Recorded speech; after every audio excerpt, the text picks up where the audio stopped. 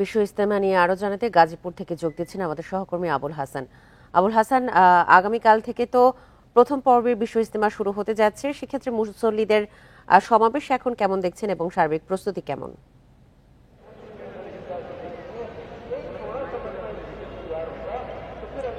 দেখুন, আগামীকাল শুক্রবার আমবনের মাধ্যমে কিন্তু জুবার অনুসারীদের যে বিশ্ব ইজতেমার প্রথম পর্ব সেটি শুরু হচ্ছে এবং এই ইজতেমায় অংশ নিতে এর মধ্যে দেশের বিভিন্ন এলাকা থেকে কিন্তু মুসল্লিরা আসছেন। তার বিভিন্ন যানবাহন করে তাদের যে খিত্তাগুলো রয়েছে ইজতেমা ময়দানে, সেই খিত্তায় তারা কিন্তু অবস্থান নিতে শুরু করেছেন এবং মুসল্লিদের যে ঢল সেটি কিন্তু গতকাল থেকেই আমরা দেখেছি শুরু হয়েছে এবং আজকেও তারা কিন্তু আসছেন এবং ইজতেমার যে খিত্তাগুলো রয়েছে ময়দানের, সেই খিত্তায় জালোয়ারি সেখানে তারা অবস্থান নিয়েছেন। আপনাকে বলে রাখি যে এই পর্বে কিন্তু 41টি জেলার মুসল্লিরা অংশ নিচ্ছেন ঢাকা সহ, এবং এই মুসল্লিদের সার্বিক নিরাপত্তার জন্য স্থানীয় প্রশাসন, পুলিশ প্রশাসন কিন্তু আলাদা উদ্যোগ নিয়েছে।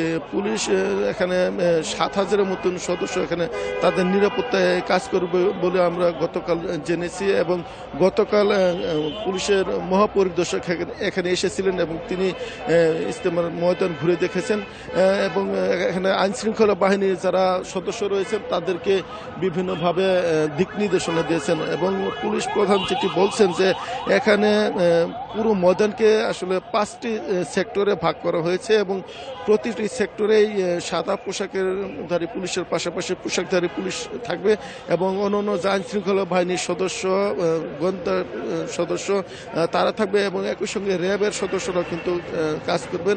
এখানে পুরো ময়দানকে 3 শতাধিক সিসিটিভির আওতায় আনা হয়েছে এবং বিভিন্ন স্থানে পর্যবেক্ষণ টাওয়ার রয়েছে যেগুলিতে আইনশৃঙ্খলা বাহিনীর সদস্যরা দেখভাল করবেন এবং মোটামুটি বলা চলে যে পুরো ইজতেমা ময়দানকে কিন্তু নিরাপত্তার চাদরে ইতিমধ্যেই ঢেকে ফেলা হয়েছে এবং গতকাল থেকে আমরা দেখেছি র্যাবের হেলিকপ্টার টহল এবং এটি ইজতেমার আখেরি মোনাজাত পর্যন্ত চলবে বলে আমরা জানতে পারছি। এছাড়া কোনো দুষ্কৃতী যাতে মাঠে প্রবেশ করতে না পারে সেজন্য বিভিন্ন স্থানে কিন্তু চেকপোস্ট বসানো হয়েছে পুলিশের পক্ষ থেকে।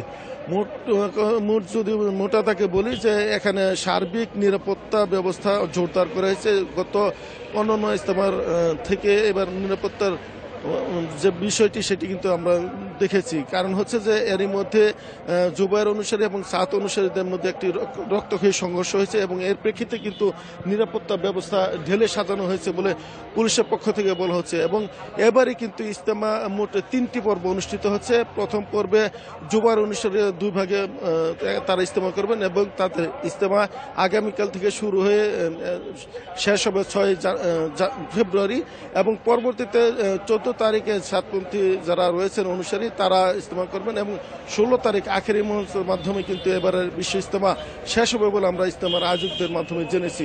এই ছিল গাজীপুরে ইজতেমার সর্বশেষ পরিস্থিতির খবর।